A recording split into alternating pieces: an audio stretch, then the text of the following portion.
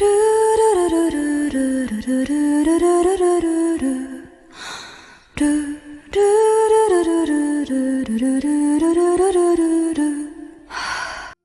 Mage 245, The World is Round. A tube connected two barrels together. One was filled with a liquid in which countless small bubbles rose, and the other was filled with a black liquid. The gas contained inside the bubbles of the liquid in the first barrel dissolved in the liquid of the second barrel. As Vandalyu managed this process in the dungeon he had created beneath his house, he pondered the contents of the divine message that Juliana had received. A place that is equally to the north and south of here probably refers to a continent or island on the opposite side of the world from the Gaia continent. He said, I suppose so. Equally north and south, even though they're opposite directions from each other, probably means that. Darsha agreed. So people in this world know that their planet is round, said Kanako, sounding a little surprised. There are maps but nothing that resembles a globe, so I was sure they had no idea. Having seen the world of Lambda from Rodcourt's divine realm, Kanako and the other reincarnated individuals knew that it was round, just like Earth and Origin. They had only ever seen Lambda, so it was possible that it was different in size from Earth and Origin. It was even possible that the orbits of objects were reversed, with the Sun and Moon orbiting around Lambda. However, there was no doubt that it was indeed round. But that was something that the reincarnated individuals knew only because they had seen it from the outside.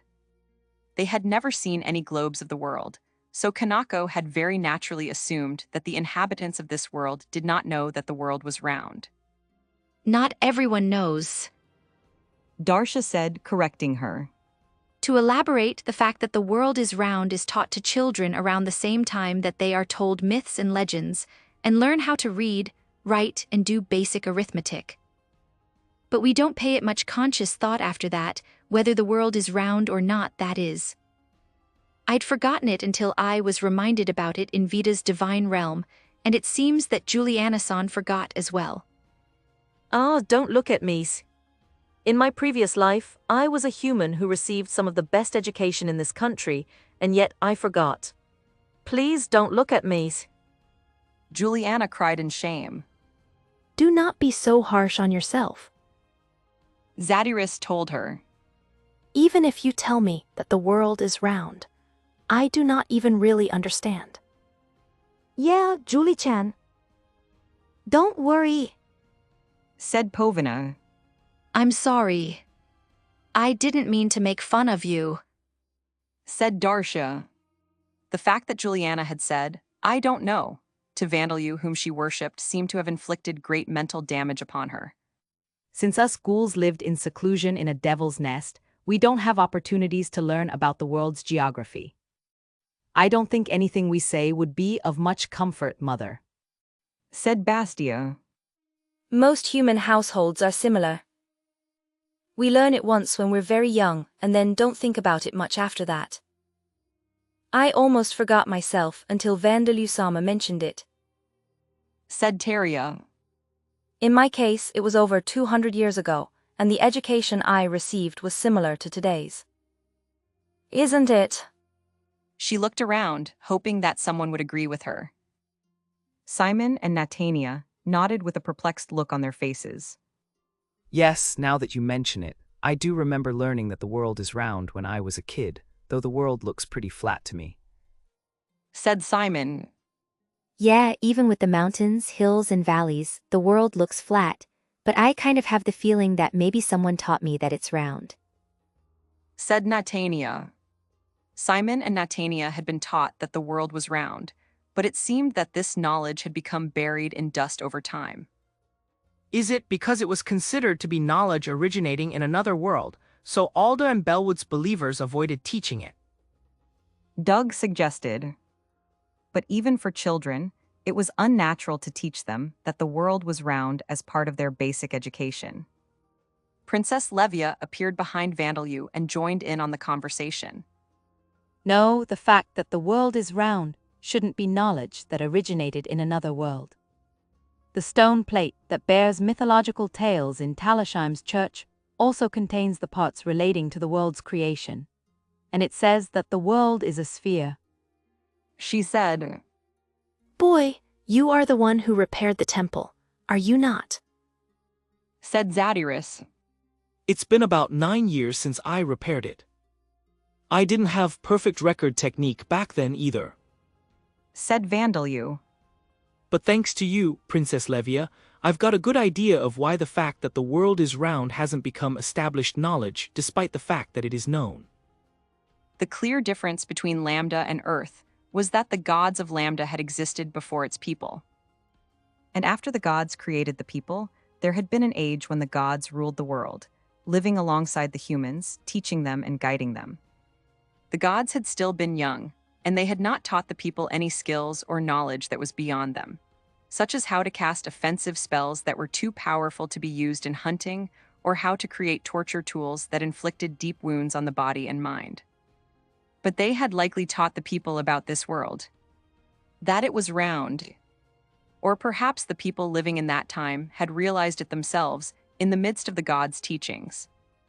Warnliza was the guardian deity of the High Goblin Nation and subordinate god of Zuruwarn, the god of space and creation. She had taught the people the knowledge of measurement and how to draw maps.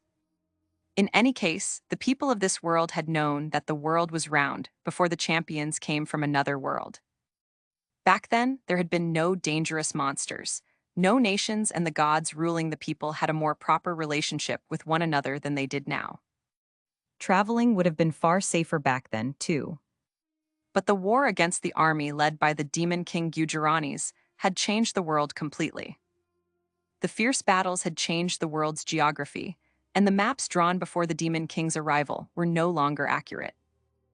On top of that, corrupted regions haunted by dangerous monsters had appeared, devil's nests, devil's seas, and devil's skies. And having lost a significant portion of their power during the war against the Demon King and the war between Vita and Alda that followed, the gods of Alda's forces had left the world and now resided in their divine realms. The gods of Vita's faction were also secluded within the Boundary Mountain Range and on the Demon Continent. The world was not in a state where the gods could teach the people about its geography. The people had also been unable to traverse long distances and conduct large-scale surveys. Indeed, the Demon Continent had been considered to be an unexplored land in human societies prior to the Storm of Tyranny, led by the thunderclap Schneider, reaching it. These were not circumstances in which people could create maps or globes of the entire world. And currently, many ordinary people died in or around the cities and villages that they were born and raised in. Overall, there were few who made frequent, long journeys as a part of their lives. Thus, ordinary people needed extremely little geographical knowledge to get by. Thus, even though the knowledge that the world was round still remained, it did not establish itself firmly in the minds of the people who learned it. Hearing this tentative explanation from Vandalu, Darsha and the others nodded. I understand, but what do we do? Said Kanako. It seems pretty difficult to measure an equal distance to both the north and south. The mystery had been solved, but that did not lead to the unraveling of the divine message. I do not believe there is a map of the entire world, even in the High Goblin Nation, whose guardian deity is Warnliza-sama, who herself is a subordinate god of Zuruwarn, the god of space and creation. And Warnliza-sama herself has not been outside the barrier in over 100,000 years. Said Princess Levia. Orbia appeared to make her own suggestions. How about asking Schneider? His party has been to the Demon Continent and back, so they should have been able to measure the distance to some extent by using the stars, right? Wait, doesn't Gufidgarn have any idea? But Gufidgarn shook her head. My apologies.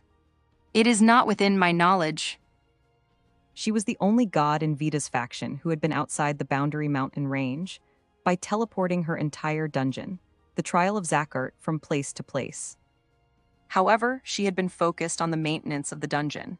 She had not paid much attention to the geography of the world outside it. If only I had a better understanding of the goddess's will, I would have been able to receive the divine message in a way that is more easily understood. Juliana said, disheartened. No, Juliana, do not blame yourself. It is unlikely that we will need to measure distance to the north and south so accurately. The other clue, jaws that are unpleasantly colored, should serve as a more accurate marker for the precise location. Said Zadyrus.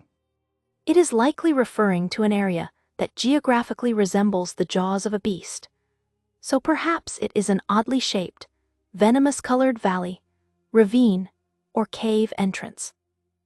In any case, it should be quite conspicuous. The divine message is cryptic, but I do not believe that Piriya-sama deliberately made it difficult to understand out of malice. I am sure she did everything she could to make it as easy to understand as possible, so that you could receive it, Juliana-san. Said Princess Levia. Vandalyu put a reassuring hand on Juliana's shoulder. They're right, you don't have to worry about it.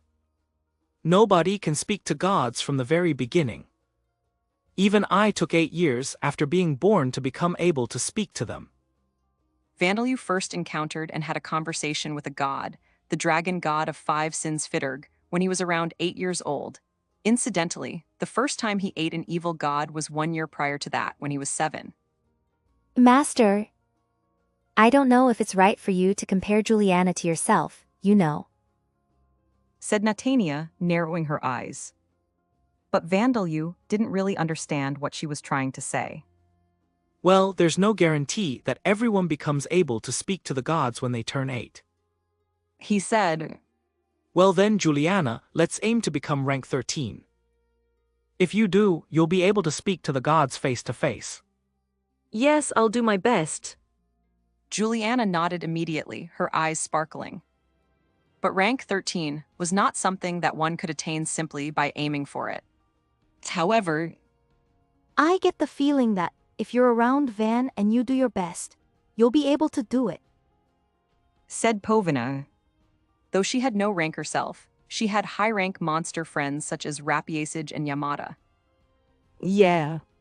I was rank 4 when I first met Van, but I'm now rank 12, the same as Mother and the others. Said Bastia with a nod. Members of Vita's races originating from monsters possessed not only ranks, but jobs as well. Considering that she received bonuses to their attribute values and growth from 2 sources, Bastia was likely already more powerful overall than a rank 13 monster. As she was now, she would probably be fine even if she met Fidurg face to face. As for the jaws that are unpleasantly colored, said Vandalyu, moving on. Why don't we ride in Father's carriage and search areas where it is likely to be? Suggested Rita. Father is faster than migrating birds now. If we need to, we can enter his alternate dimension, so there's no need to worry about encountering monsters. Said Saria. The twins' father, Sam, was a Dimension Lord carriage. As they said, riding in his carriage would likely be a fast, safe way to reach the other side of the planet. About that, I've received a summons from Duke Alcrum. I want Sam to be on standby near me. Said Vandalyu. Van-sama. Are you intending to deal with both the divine message and your business with the Duke at the same time? Asked Tyria. Don't you think you should leave the visit to the Duke for later? Said Bastia. The dukes that ruled the duchies of the Orbam kingdom, each, had authority equivalent to that of a small nation's king. In ordinary circumstances, it would be difficult to delay the wishes of a duke to prioritize other matters. However, in this case, it was a divine message sent by a goddess. People called Darsha Holy Lady and Holy Mother, and Vandalyu himself was the patron saint of transformation equipment. If they informed the duke that they had received a divine message, even the duke would not be able to bluntly deny their cause. And even if it is the will of the Duke and the headquarters of a guild, that doesn't mean you have to go right away. If they wanted you to come immediately, they would have told Bakum to bring you alone on his wyvern. Said Darsha. Walking from this city to the capital would take at least 2 weeks, so you have time. Vandalyu could simply use those 2 weeks to search for the place indicated by the divine message, then go to the capital via Legion, or Gufidgarn's teleportation. There would be no problem with this, as the Duke and the others did not know that Vandalyu and his companions had the ability to teleport. But Vandalyu shook his head. Something that can't be taken care of quickly will probably happen at the place indicated by the divine message, so I think it's best that I handle my business with the Duke and the others first. And we probably shouldn't take a year or two to respond to the divine message, but it's unlikely that time is desperately of the essence. Well, I'll go to the church and ask the gods myself about this. Even if I can't talk to the goddess who sent the divine message herself, I'll probably be able to learn a lot. I see. By the way, I want to ask, what's inside those barrels? Asked Legion, who had simply been lying around like a mass of flesh. It's an improvised setup to produce carbon dioxide and make carbonated water. Vandalyu replied as he prepared cups for everyone. I need people to taste it before I take it as a gift after all. Well then, let's begin the tasting. Using the recipe taught to him by the gods of Earth as a reference, he had blended caramel produced from Gehenna, bee honey, with several spices and fruits to create a prototype cola. That night, Talishheim was filled with loud cheers. The people celebrated their emperor achieving his goal and even defeating Fitnun, the god of thunderclouds, who had been one of the most combat-specialized gods among the forces of the enemy god Alda. They also rejoiced in Vandalyu's strengthened influence in human society, becoming someone whom even nobles could not ignore, and welcomed his new companions. A parade was held with all kinds of dishes being served, and people of every race gathered to celebrate. Its scale and liveliness was several times greater than the parade in the city of Morksey. Late that night, a boat creaked loudly as she departed Talishheim's canal. It was Quattro, the ghost ship that Vandalyu had built by combining the wreckages of multiple ships. It was unusually large for a ghost ship in Lambda, and she spread her sails to head south. You scurvy dogs. It's His Majesty's first order for us to set sail in over a year. Look lively, shouted one of the 4 Dead Sea captains that commanded Quattro. Yes, Captain, the dead sailors said in response. But our mission this time is to conduct reconnaissance and preliminary surveying. We must be quiet so that we remain unnoticed. Do you understand? Said another one of the 4 Dead Sea captains. Yes, Captain, the dead sailors whispered. The only sound that could be heard other than their voices was the wind, because Quattro was flying through the sky. This is a true airship. And I am certain that she's superior to the airships of the worlds that His Majesty and the champions came from. We have surpassed the technology of other worlds, he declared. But Captain, I heard from Doug that the airships in other worlds are things that fly with big bags attached to the roof, not flying boats, said one of the undead sailors, his bones rattling as he spoke. Indeed. That's a design that clearly limits mobility. And they would apparently sink if a hole formed in the bag. Our Quattro is clearly superior, the captain said confidently. No, what I was trying to say is, maybe you can't really compare them. No, forget I said anything, said the undead sailor, stepping back a little as he realized that the captain was in some kind of high state.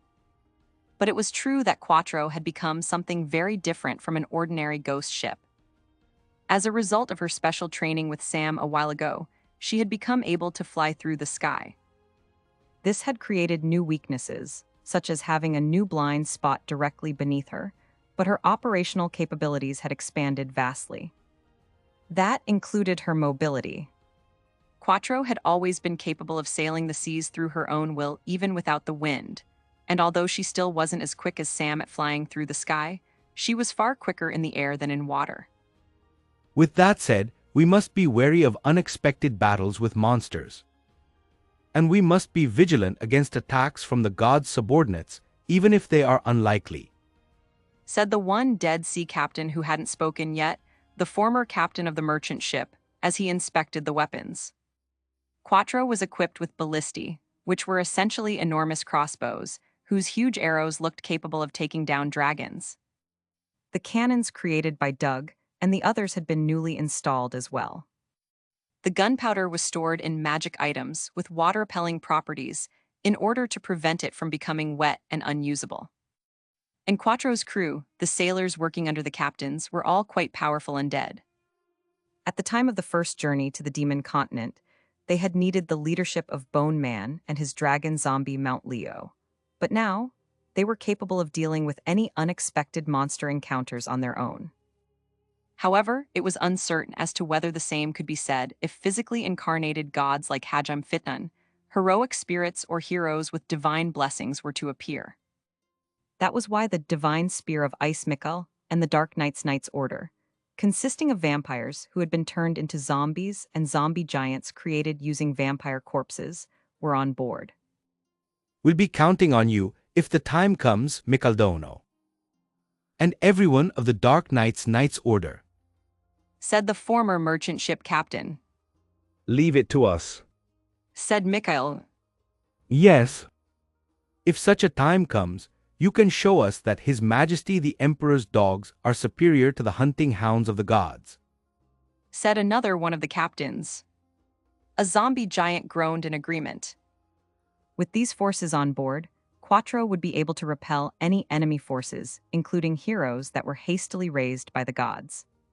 But captains, we are a preparation for situations of emergency. Do not forget that we will be fighting to escape. Mikhail reminded the captains. They would not fight if enemy forces as powerful as those led by Hajam Fitnan were to appear. That was why they had agreed to summon Vandalyu and his companions in a situation of emergency and escape via teleportation. We understand. Of course, the gods are unlikely to take notice of us in the first place, said one of the captains. The gods were far less omniscient than humans thought they were. They could only see the world from their divine realms, from far above the clouds, or through the eyes of their believers.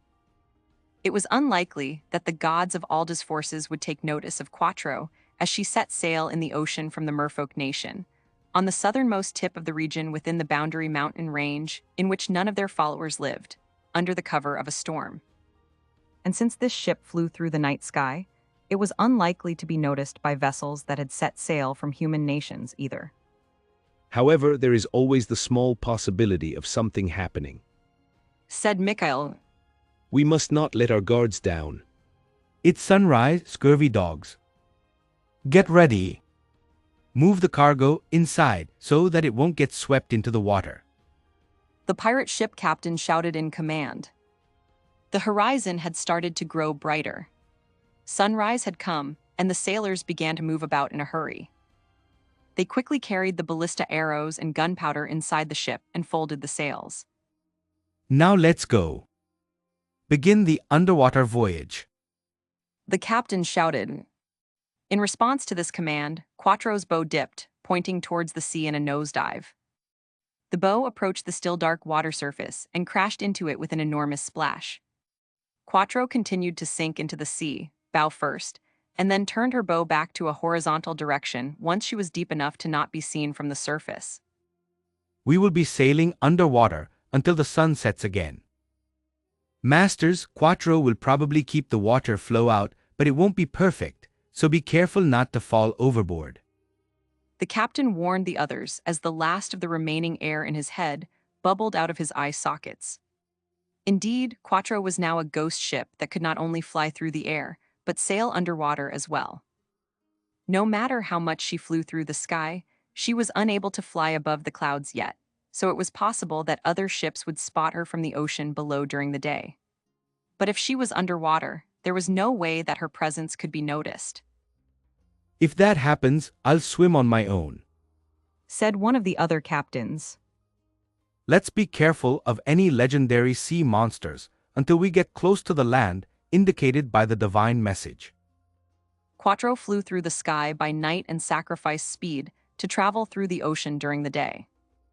It was quite unlikely that the gods would take notice of her. But it wouldn't be strange for servants of the gods to be on the lookout around the place mentioned by the divine message, where a goddess was sealed away. Once a place resembling the divine message's description was discovered, Quattro was to remain on standby in the ocean nearby. Well then, our enemies for now would be legendary sea monsters, I suppose. I've heard that there's a mysterious monster with such a fearsome appearance that it causes insanity in every sailor that lays eyes on it, and another monster in the deepest parts of the ocean that sinks every single ship that encounters it. Are these rumors true? Asked one of the captains. No matter how fearsome a monster is, they'll be like a kitten if you compare it to His Majesty, the Emperor, when he's going all out. And we're already beneath the ocean's surface, you know. Said another. There's no mistake about that. If any legendary sea monster dares to show itself, we'll fillet it and make curry with its meat. Why curry? Apparently, good boats have delicious curry in other worlds. The ghost ship Quattro, who herself would likely induce fear to the point of insanity in any who noticed her presence, and was capable of dragging any ship in her way to a watery grave, calmly traveled through the dark ocean. The group's leader was Arthur. He was standing before a metropolis with a population of 1 million.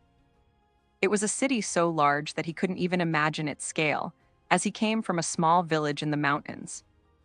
He hadn't even entered the city yet, but he was already feeling overwhelmed from just looking at its walls. There was a long line of people waiting to fill out their paperwork to enter the city, and as an introvert, he couldn't help but to tremble. He felt pathetic. He felt that his fingers were going to tremble as well, so he clenched them tightly into fists so that he wouldn't look even more pathetic to the people around him. Arthur's younger sister giggled nervously. Alcrum.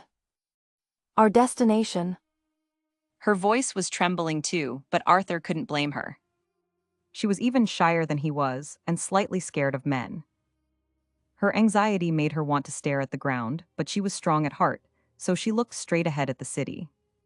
The goddess's divine message, said the dwarf mage who was Arthur's childhood friend, his face pale and his eyes open wide. He was tired from the journey, the longest journey he had ever made in his life, and it seemed that the effects of the poisonous plants mixed in among the wild plants they had eaten on the way still hadn't completely worn off. Arthur wanted to hurry and find an inn for him, but... Everyone. Why are you so, I don't know, suspicious? Everyone around us is really scared of us, you know. Said the fourth member of the group, an archer and thief by the name of Miriam, looking like she was about to cry. Scared. Arthur murmured, looking at Miriam with a doubtful expression. Of us. Who is? Arthur was a large man with chiseled facial features and long black hair, and he was casting an ominous-looking shadow. Kalinia, Arthur's sister, didn't resemble him at all except for the color of her hair. She was a beautiful woman, but with an unpleasant look in her eyes, with which she was casting a sharp gaze around her. The wide-eyed dwarf named Borzaphoy, who was prematurely balding and had a scrawny figure, let out an unhealthy-sounding laugh. Such silly things you're saying. I'm telling you, all of you are super scary and suspicious right now. Said Miriam, who was a rookie adventurer from the countryside and certainly didn't look like she was with these three. Needless to say, these four were stopped by the guards as they tried to enter the capital of Alcrum, and the barrage of questioning took several times longer than the normal process. Name Quattro. Rank 8. Race Terror Ghost Chimera Battleship. Level 59. Passive skills. Special 5 senses. Physical resistance, level 7 level up. Mental corruption, level 7. Strengthened attribute values, sailing level 6 level up. Strengthened attribute values, creator level 5 level up. Self-strengthening on water, level 5 level up. Self-strengthening, guidance, level 4 level up. Impact resistance, level 3 level up. Superhuman strength, level 3 new. Airborne sailing, level 3 new. Underwater sailing, level 2 new. Rapid regeneration, level 1's new. Water attribute resistance, level 3 new. Active skills. Surpass limits, level 9 level up. High-speed cruising, level 7 level up. Projectile Fire, level 7 level up. Scream, level 5 level up. Aura of Fear, level 7 level up. Artillery Technique, level 4 level up. Silent Steps, level 1 new. Familiar Spirit Demonfall, level 1 new. Unique Skills. Vandal use Divine Protection new.